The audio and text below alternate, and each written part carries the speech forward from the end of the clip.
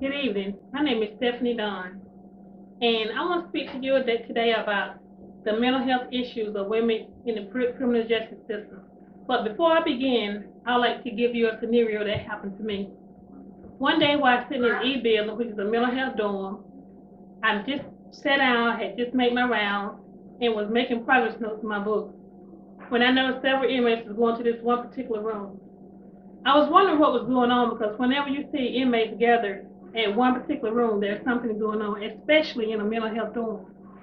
As I approached the room, I could see there was a female inmate that had tied a tourniquet around her arm, and every time she would make a fist, blood would just seep everywhere. I immediately got on my radio and called the code. One thing about working with the mentally ill and the mental health, you cannot panic.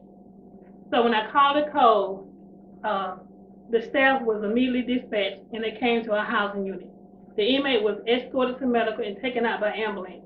They stooched her up and sent her back to the prison. Well, upon coming back to prison, they put her in a special housing unit.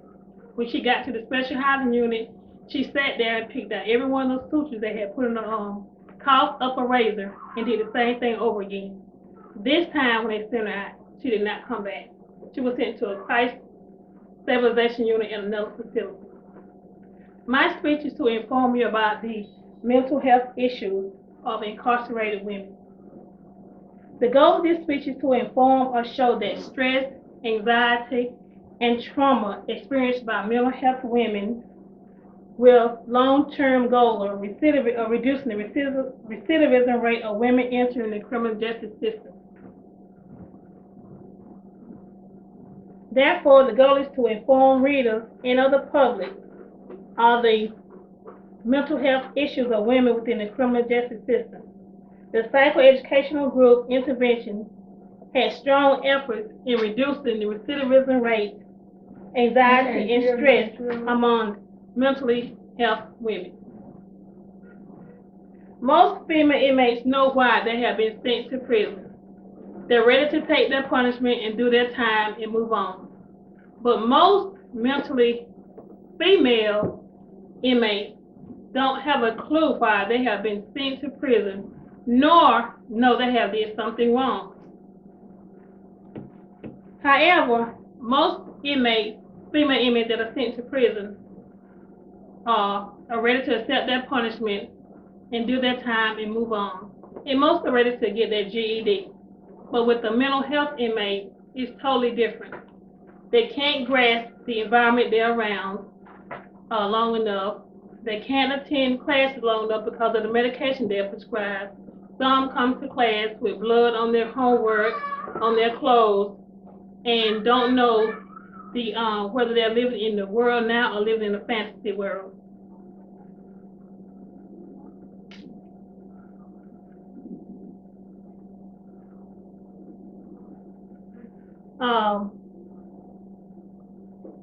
Not only that, some will begin to hear voices in the classroom, which would cause a disturbance, and they have to be escorted out by medical staff and taken to a special housing unit, most to a psych ward.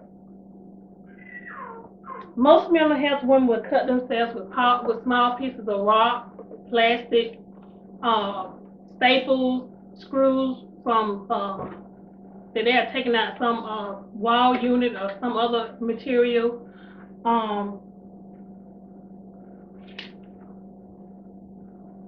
Some will come to program with blood in their clothes.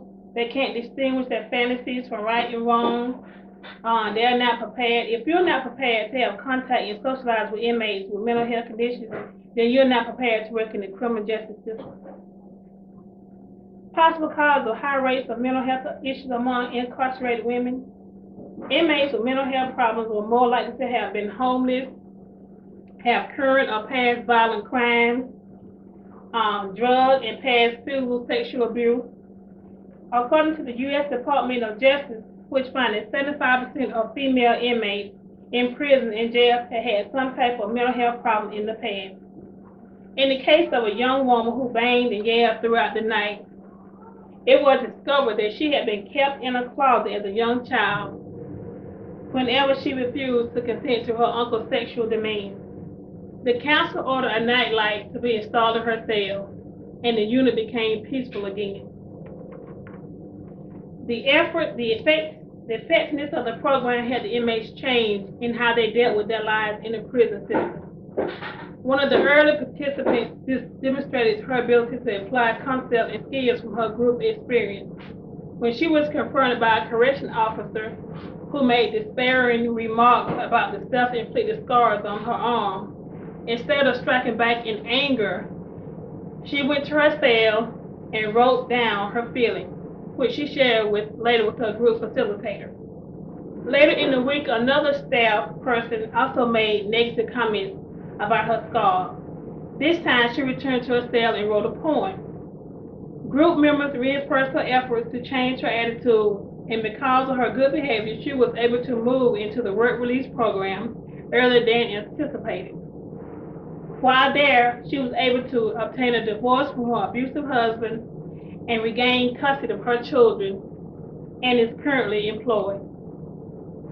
In conclusion, incarcerated women with mental health issues understood that the group intervention program and psychoeducational groups consist of a safe environment in which they could express themselves openly without being judged by others. Women in the program suffer from a variety of emotional and mental health difficulties that tend to elaborate their levels of stress and contribute to their difficulty coping with their incarceration. The program appears to have the stronger efforts in reducing the depression, anxiety, stress, and trauma experienced by the female mental ill inmates. The program enhanced the psychosocial function of women inmates both inside and outside the prison system, established a more emotional, stable place for inmates with mental illness, also provided women in the prison system with the opportunity to experience the benefit of mental health counseling, and motivated them to pursue further counseling on release from prison. Psychoeducational programs within the prison system can reduce the recidivism rate and could be beneficial to the individual within the system as well as the community at large. Thank you.